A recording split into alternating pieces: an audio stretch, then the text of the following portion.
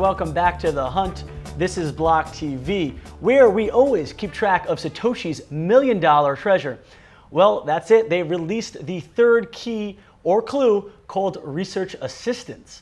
Yes, they did. And so here they're actually asking for your help. They say, sometimes in the course of a hunt, you may be called on to do a favor for the vast and mostly unseen group of people who are tasked with making sure this and future hunts are run without any issues. In this case, 3 members of the organization are in need of a specific objects to complete a task, the nature of which you don't need to concern yourselves with. Hunters are expected to be able to find anything, anytime, so we assume you'll be able to find our field agents with a simple photograph. If that's not enough, maybe you aren't cut out for the hunt. Now, field agents are a rule-bound bunch, however, so please make sure to observe protocol down to the letter. When you've located the field agent, approach them and ask them, "Excuse me, were you looking for this?" and offer the object with both hands. The field agent will reward you with a unique hunt key for your troubles. Do not attempt to speak to or interact with the field agent in any other way. If you approach someone and ask them the question and they don't seem to know what you're talking about, you can be confident that you have the wrong person. Apologize and to continue for your search. And there they list 3 targets. The first one, agent number 1. Yep, that's agent number 1 right over there. And you see some Japanese writing on the bottom. That's agent number 2, as well as agent number 3. Yes. So after that, Satoshi Treasure's Twitter account, they tweeted out, "The hunted key is live. Let's see you solve this one in 30 minutes, John Contrell." John Contrell being the person who figured out the first key really quickly, to which he responded, "Unfortunately, I'm away till Tuesday, so I won't be able to work on this until then. If it's still unsolved by then, I'll be sure to give it my best." And Satoshi Treasure responded, "It definitely will be." Yes, they were quite confident that no one will have figured out the clue by Tuesday, and they were right.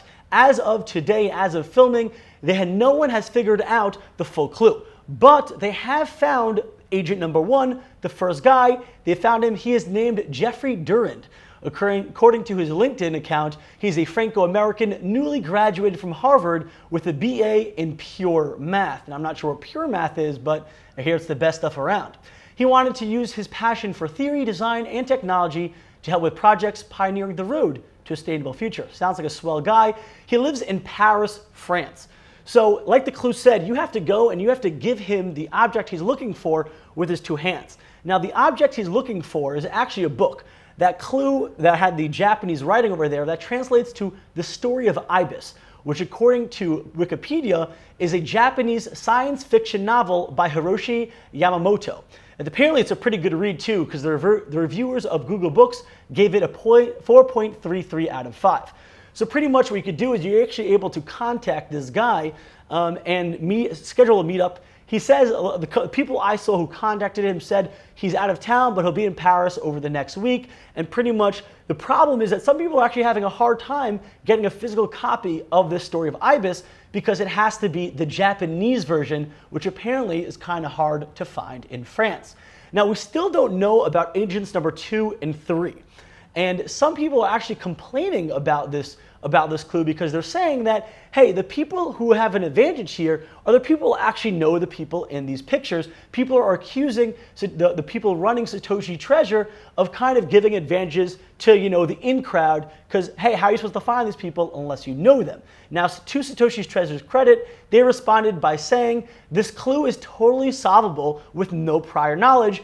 Google Red Balloon MIT for one potential way to do it." So now the red balloon, I actually went ahead and Googled Red Balloon MIT. Now that was a challenge that was put out by MIT to find random balloons placed across America.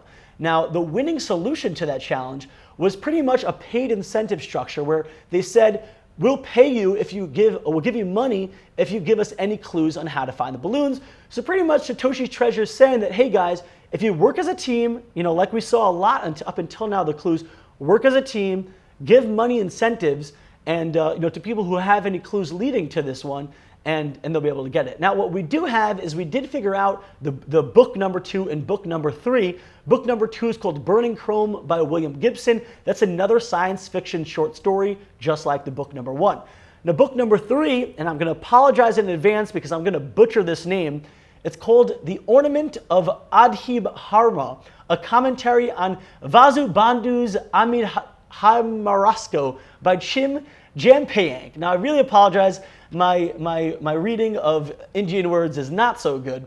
But according to Google Reads, this is, quote, the single greatest Tibetan commentary on one of the most well-known and cited works of classical Indian Buddhism. So we're not quite sure yet what connects these three books. We do know that the first two are both kind of cyberpunk, looks on AI and robots, but we're not sure yet what connects them, and we're not sure who Agent 2 and Agent 3 are. But Satoshi Treasure did happen to tweet out a funny side effect saying secondhand bookstore owners are perplexed at the sudden massive uptick in interest about cyberpunk science fiction and Tibetan Buddhism. Now, once again, as a lot of people, the first clues, they were kind of saying, hey, this is too easy. Those first clues, you just had to go to the location. The second clue is actually quite, in my view, quite fun, where you had to kind of use, the coding and use the GIFing file and unzipping for it.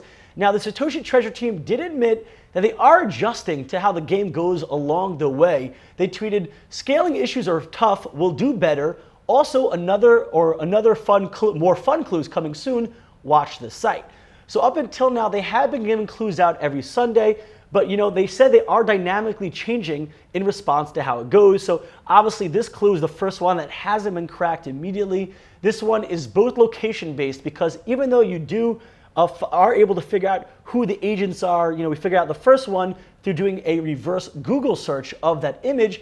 That reverse Google search didn't work for the second and third agent clues. All the people looking out for it, they're yet to crack who those agents are. But on the other hand, once you do crack out those clues, you do have the challenge of finding the books, especially that Japanese version book in Paris isn't the easiest one to find physically. As well, you do have to have someone on the ground to actually physically deliver that book to the agents.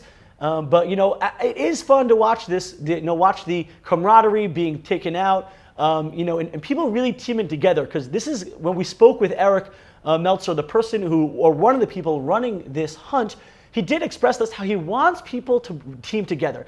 He doesn't think, or be very tough for a single person to win on their own. So the goal really is to get people to work together. Once again, you see it here where you kind of need to team together. You can't possibly be in every location at all the times, but we'll make sure to keep up with you and check back here when we have the clues going forwards, especially once we find that second and third agents.